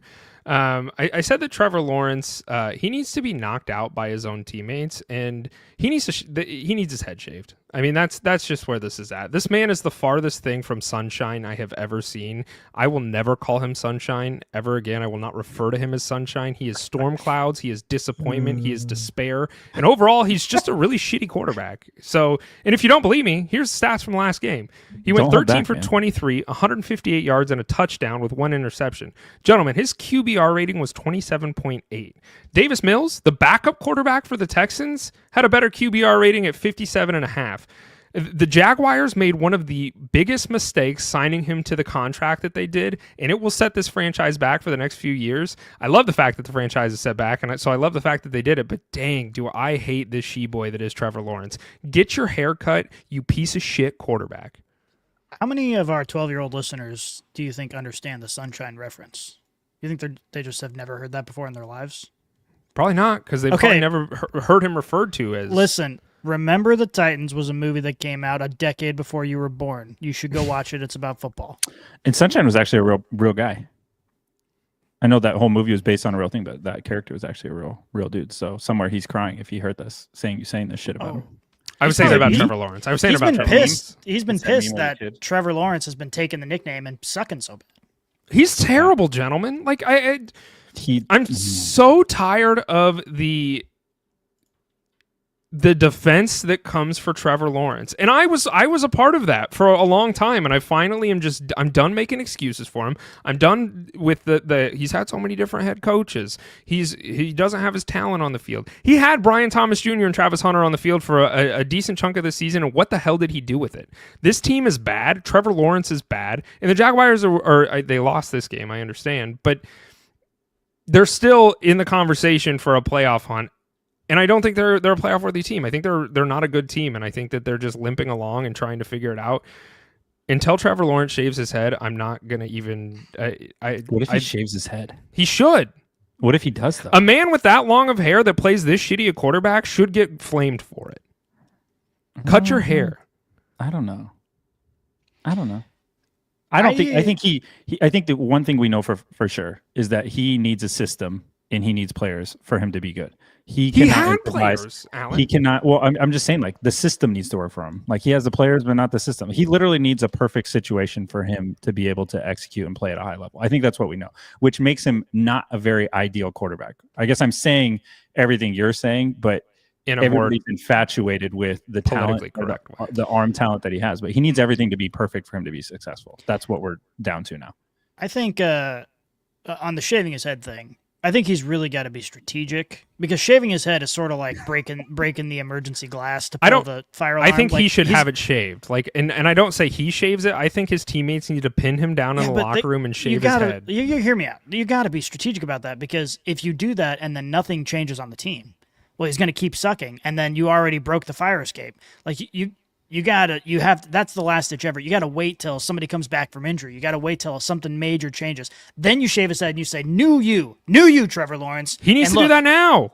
He needs to do that now. Matt, what if it's like a reverse Samson, where like he cuts his hair and that was actually the source of all of his bad powers, and then he actually becomes a good quarterback? That's what he needs. I mean, at this point, what do you have to lose? And Matthew Cahan said, some valid points on Trevor Lawrence, but are we going to act like he should be balling with Parker Washington as his wide receiver one against the top 3 defense? No, I'm not. Like, I understand that's a problem. And they got Jakobi Meyers. He's still getting worked into the offense. I understand those things. My problem is this didn't just happen in this game. This was not the first game where Trevor Lawrence had not been great. He did have his wide receiver one and his wide receiver 2 that they got in Travis Hunter, call him whatever you want, wide receiver 1 or 2.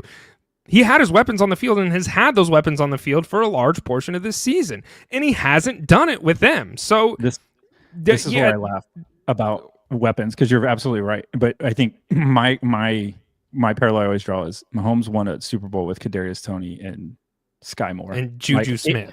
It can be done. It can be freaking done if you have the right system. You also have to have a really good defense. Yeah, I was going to say. You have to have a really good quarterback, and Patrick Mahomes is one of those, and Trevor Lawrence is not. I think that's just, and I know that's a very extreme situation, but you've seen quarterbacks do more with less. At some point, that argument no longer rings true, because they're all professionals. At some point, you have to show, like, okay, I'm getting us in position, but he's not even doing that. I think it's over. No, it's over. It's done. Trevor Lawrence, the only way that I think you can redeem yourself is to shave your head and get rid of the bad juju, because that thing's full of ice right now. 49ers, Rams. The 49ers get rammed 42-26. Gentlemen, I think the Rams might win the Super Bowl this year. Like, I genuinely think that is on the table. This is a team last year that nobody wanted to play in the playoffs, and we had that conversation last year when they were in the playoffs, and it's like, this is a team that nobody wants to play. They almost beat the Eagles last year in the playoffs. I think there's every reason to believe that they could go to the Super Bowl again this year. I mean, they have 2 of the best pass catchers in the league, a top 5 quarterback in Matt Stafford, and their defenses look great. I think the likelihood is high for this team to win the Super Bowl. That was my takeaway from this game. I understand the 49ers are depleted. Yeah. Well, and the story of this game is the Rams. I mean, the 49ers are in a really shitty situation like they're in every other year, and that sucks for them. But the Rams are so unbelievably good. They might be the best team in the NFL. They're certainly in that conversation. And I know Alan kind of alluded to the fact that he had some Matthew Stafford stuff to say.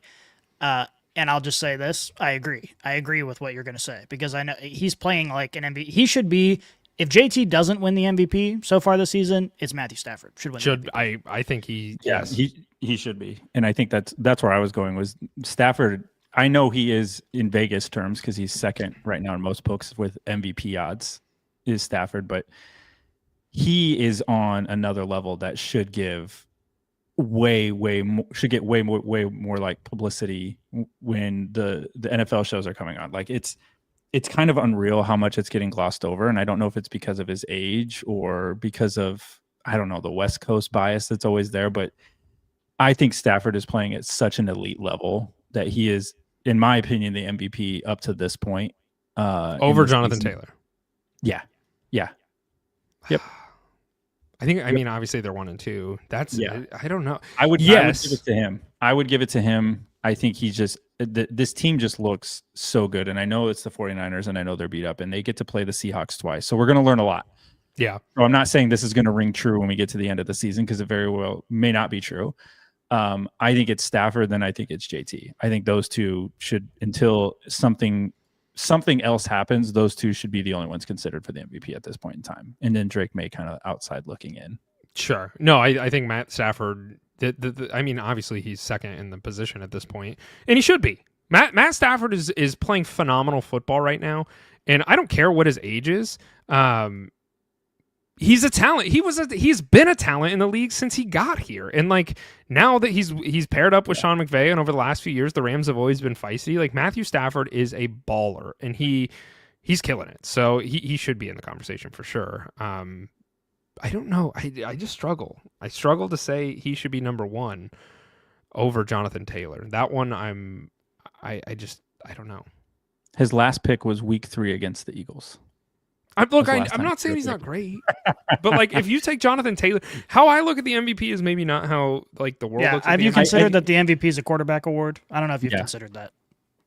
I think no, I have, but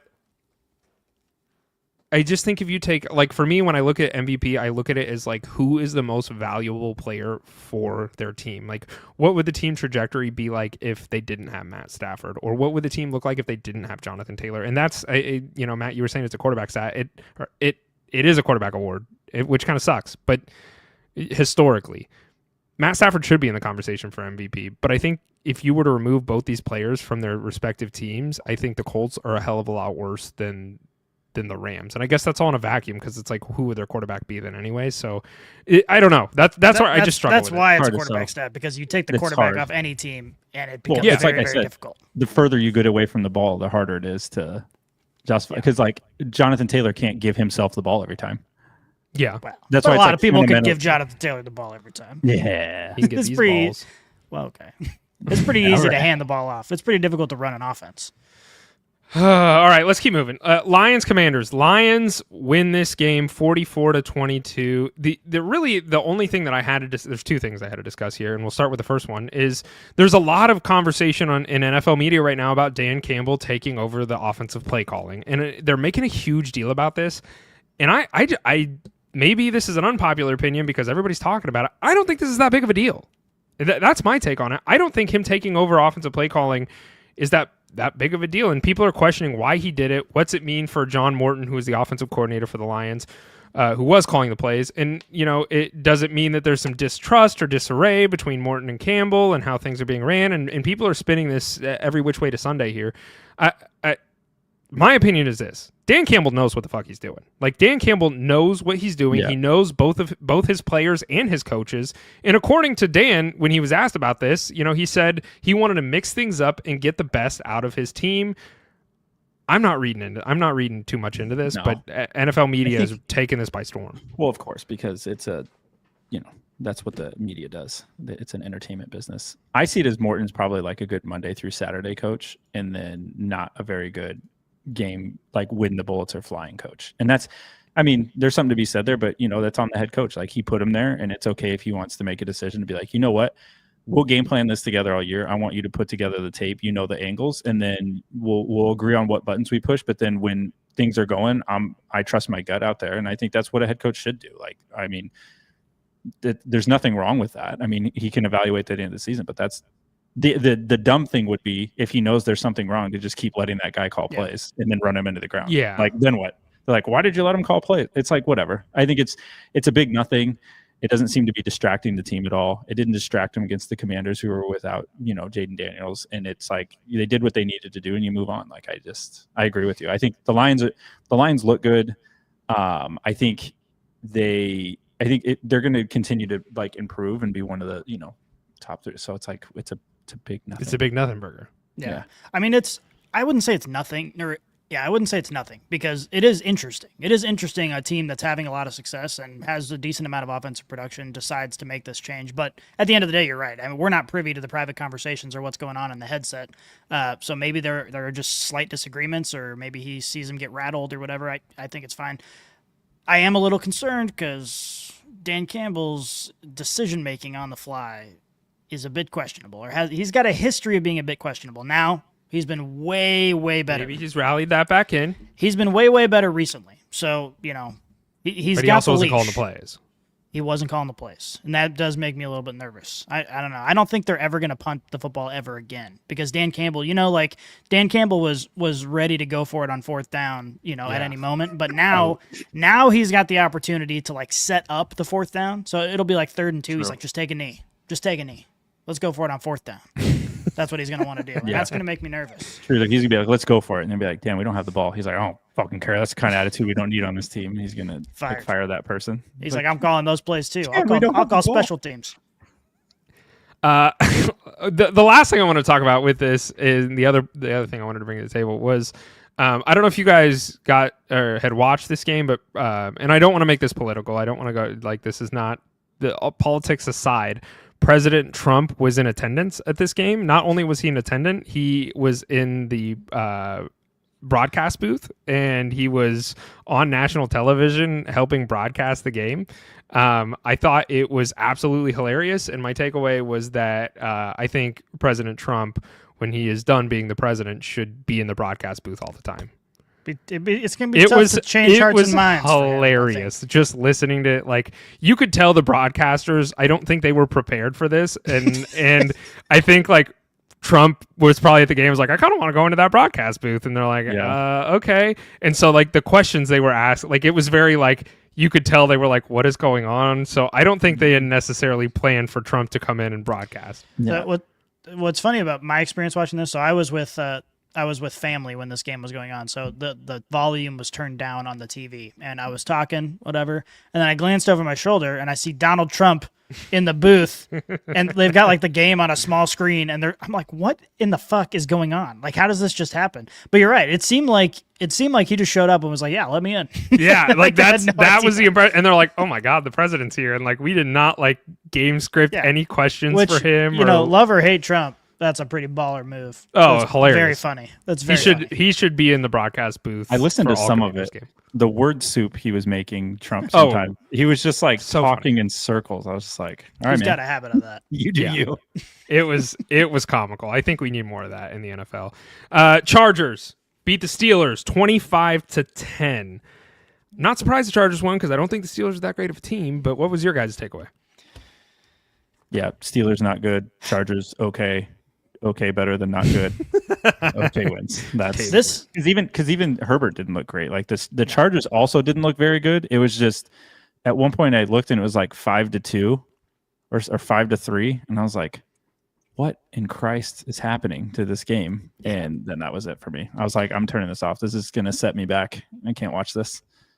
Yeah, I know. I've been talking a little bit of shit on and off about Tomlin and the Steelers on this podcast, and it's because this is the last thing I saw before I closed my eyes to go to sleep, and it was it was terrible.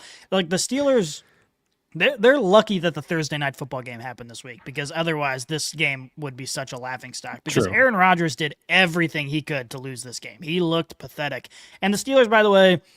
Aaron Rodgers was looking bad, but he also had a pick and almost another pick because he hit his receiver in the face. DK Metcalf had a drop, and there was another receiver who got hit in the face with the ball, and that was a turnover. Like, they were just dead set on losing this game, and it was just sad to watch. And all of the games in the afternoon and evening yesterday were just terrible. So you kind of said this earlier, Scotty. I mean, do you think they should be done with Tomlin? I thought that before this season. I mean, I understand I understand being reluctant to get rid of him because he's been relatively successful, but at some point in time, you have to say winning 9 games is kind of just screwing the team over. Like, they need to have a hard reset. Tomlin is a good coach. I see him very similarly to how I see Brian Daboll, except for Tomlin actually has the accolades. Like, he's got more proof that he's a good coach. But at some point in time, you got to be like, okay, like, put up or shut up. It's time to either perform or you're gone. And if we have another 9-win season where we make it to the playoffs, but literally nobody is afraid of us, then what are we doing here? Like, we're just wasting all of our time. I think it would be a good time for him to go. I mean, Rodgers on a 1-year deal. You're going to have to figure out your quarterback situation. Like, the team is not great. Like, the team is not in a position that's very enticing to want. Like, if I was a head coach, and Tomlin would probably get opportunities to go elsewhere. I think this would be more of a mutual parting of ways than like him just getting fired. But if I was him, I'd be like, you know what? Maybe it's time to go. Like, this is I've been doing this rigmarole of trying to figure out this quarterback situation. It hasn't panned out. The talent on this team is lacking in some areas, and maybe I call it a day here. I think the conversations, I mean, he's been there for almost 20 years as their head coach. Like, he's won a Super Bowl. He's a cornerstone of that franchise forever. Like, he's going to be revered in Steelers history just because of how he's carried himself and the teams that he's had. So he's going to get to kind of call his own shot. And I think he's going to get the respect of the organization. Just be like, I go out on my own terms. And I wouldn't be surprised if that's already set in motion. I would also be surprised if that's why they picked up Rodgers. It's like a last ditch effort of like, hey, this is going to be one of your last hurrahs. What do you want to do? You want to try this? And so, but I agree with you. I think I could see him stepping away because, I mean, that's 20 years. You know, I think he's 18 or 19 right now. That's you think he goes coach like as a? I don't know, because I think he's going to do what Bill Cowher did. I don't know if you remember when Bill Cowher stepped away from this team. There was like a lot of rumors like, oh, where's he? Bill Cowher can go somewhere. He's still young enough. But it was like Bill Cowher also had a nice long run with the Steelers, and it's like, all right, I'm just going to hang him up, and that's going to kind of be that, and also revered by the Steelers. So I wouldn't be surprised if that's kind of the route Tomlin goes, or they give him a front office job or something to just keep him around. But yeah, he seems like a guy you'd want to keep when he's around. done with the Steelers, he's done coaching. Yeah. Okay. Yeah, I think I tend to agree with that. Someone actually asked him earlier in the season if he would consider coaching in college, and he like snapped at him. He's like, why would I want to do that? This is the best job in the world. Like, I'm not going to leave this to go coach in college. That's a dumb question. So it's like, he's 53. He's still pretty young, all things considered. Like, he could go have a second career somewhere else. Isn't that crazy? Yeah. He's already been that's just insane. That is wild. Let's go to Monday Night Preview. Eagles versus Packers. The Packers are favored by 1.5 points per DraftKings, and the over-under on this game is 45.5 points. Who do we have winning this game, gentlemen? Well, give me the Eagles money line, and I'll take the 1.5 I'm getting. I like the Eagles. Okay, you're taking the Eagles here. Scotty? I also am taking the Eagles. I think there's just the Packers are another one of those teams where it's just like, yeah, they're good, but how good? Like, we don't really know. Yeah. Sometimes they look really good. Sometimes they look pretty bad. And I don't know. The Eagles still look like one of the best teams in the NFC. Well, the Packers just lost to the Panthers. So, and they also lost Tucker Kraft, their leading receiver. I'm surprised the Packers are favored in this per draft. It's just because I also have the Eagles. Just at Lambeau. It's just because that's Lambeau. Doesn't matter. That's a lot of money, and I would put a lot of money on the Eagles. I would too. You know, we be getting some good odds on that. Yeah. Okay. Yeah, I'll be there. Last thing we have to do here, gentlemen, is our new segment, our Pab-Ass Bitch of the Week award. So we have this is going to be a reoccurring segment here where we present you our Pab-Ass Bitch, our Pussy-Ass Bitch of the Week award. Scotty, I'm going to let you go first. Who do you have as your Pab-Ass Bitch of the Week? Well, I'm really afraid I'm getting tug-bucked. Because I saw something on the internet, and it's a dangerous game for me. You know, I just see it and I believe it. You know, but I saw something that said Mike McDaniel, after the ass kicking that the Dolphins gave to the Bills in Miami, hopped in his sports car and drove on over to the local bar that Bills fans tend to gather at just to drive by. There's a picture. I saw it. There's a picture of what looks like Mike McDaniel in a car just looking right into this bar that is surrounded by Bills fans. Mike McDaniel was actually asked about it, and he said, quote, "That's why I like the good old days when you could just trust the internet and the images, because that is pretty detailed. I do live in that area." And then he said, I mean, AI, right? So it's like he's tongue-in-cheek saying, of course I didn't do that. Of course I didn't do that. He did it. He did it. There's no way he didn't. And he did it. I don't think you're getting tug-bucked here. I think this is real. Because I saw the same thing and I thought the same thing. I think he did it. So is he your Pab-ass bitch of the week award, or is it AI? Well, or like who? I mean, if McDaniel went and did that, it's hard for me to blame him because it's like you're getting fired, bro. So you might as well have fun. Well, that's you might as well. Yeah, I mean, it definitely looks like him, but I've also seen some pretty convincing. My dad, he's almost a 70-year-old man, so he's susceptible to the AI stuff. He sends me text messages of videos every day, and I'm like, Dad, this is fake. This isn't real. And he's like, Look at this, bro. This is crazy. The AI is getting pretty good. These bears are jumping on these trampolines out back. Yeah, he's like, Wow, look at this lady swallowing fire. It's amazing. No, it's not real, Dad. That's hilarious. So I don't know. It could be a situation where AI is just pretty good. I think it was him, and I think he did it. And honestly, I mean, it fits his persona. It fits like the mantra of who Mike McDaniels is. So I'm choosing to believe this is real. Can I have a second one too? Sure. It's the opposite of Pab-ass bitch of the week. It's like badass of the week. Okay. I just think we should say the quiet part out loud here because it looks like Alan is podcasting directly into the sun. And I just want to say thank you for putting up with that because it looks like it looks like you're in like a surgical room right now. What's funny is it looks worse on camera and it's actually not that bright. Oh, really? Well, I think it's just because your hat is casting the nice shadow over your eyes. So it like the difference between your cheeks and your eyes. It looks like your eyes are seeing in pure darkness. Yeah, I wish you were in here because it's not. I wish I was in there too. I told you earlier. I don't have my pants. Can I come over? You can. Okay. You can come over. Sweet. You want me to get to mine? Yeah, Alan, give us yours. Mine is because he doesn't need to do it, and it's Josh Allen. And this is now multiple years and back-to-back weeks where he's been caught in 4K flopping wildly on calls where he doesn't need to do that, where he flings his head back and it tries to draw a roughing call or a helmet-to-helmet call. Do you blame him? Do you blame him? Yes, I do. Quit I doing don't that. like you want to hurdle and run over people and act like you are a 250-pound fullback, but then you throw your head back like a little bitch trying to get like little PI and all these calls or like personal foul calls. Come on, man, knock that shit off. The other thing is Josh Allen is exactly who everybody on social media tries to tell you Patrick Mahomes is. Yeah. Josh Allen actually is trying to fish for 15-yard penalties. He is actually trying to bait the refs into making calls, and that is that's because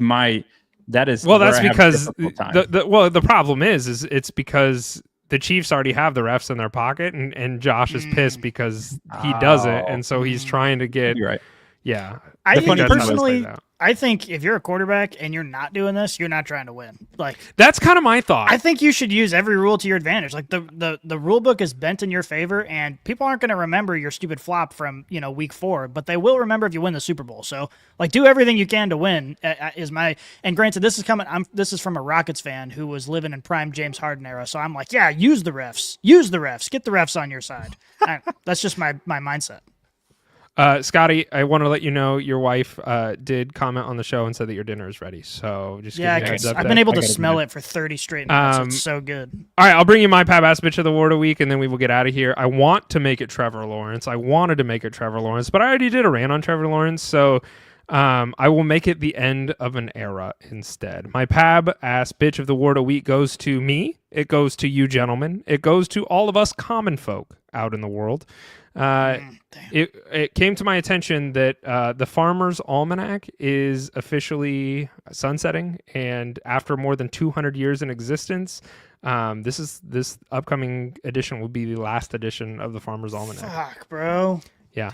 Maybe AI is the Pab-ass bitch of the week. It ruined the Farmer's Almanac. Yeah, over 200 years. Well, do you want to explain what that is to the 12-year-olds? Because they definitely have no idea what that is. Yep, the Farmer's Almanac is a guide to, quote, the good life. It is, it's got a bunch of weekly forecasting in there. It's got a bunch of planting and gardening tips and guidelines and when you're supposed to do all those things. And it is going to be no more after this year or after this next year. So if you want the last ever made Farmer's Almanac, it will be in 2026. Should we do like a moment of silence? We'll be autographing one and giving one away. Oh, smart. Live. That's a good That call. is a really good idea. Yeah, let's do a moment of silence.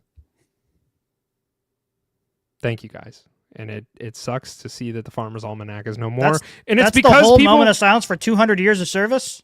What, you want to be silent for 200 years? What do you want? They already changed. They already stole my daylight. The farmers need to give me something back. Oh, is that the reason? Well, then, okay. I was going to say, is the Farmer's Almanac, were they lobbying for daylight savings time? I don't know. Because that would make me feel much. How much light are we saving? It's fucking. Well, there's no light being saved in your room, Alan. You've got all the light. Yeah, you stole all of it. It's dark.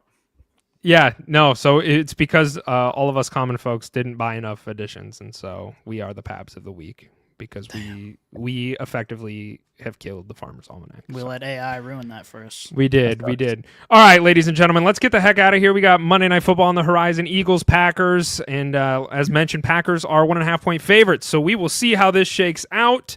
Gentlemen, it has been a blast doing this with you as always. And if you have joined us for this show, hit the subscribe button wherever you might be at. And over on your podcast platform, Spotify, Apple Music, wherever, YouTube, we're over there as well. So go hit the subscribe button there.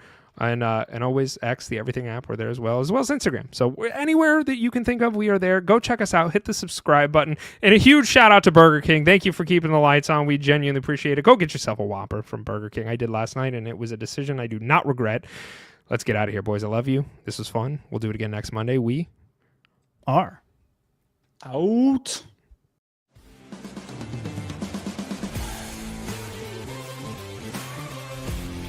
If you enjoyed this episode, make sure you tune into our new releases every week on your favorite podcast app. Follow us on Twitter, Instagram, and Facebook, and check out LeatherBrainz.com for all of your fantasy football needs. And remember, Brainiacs, a championship should be more than a fantasy.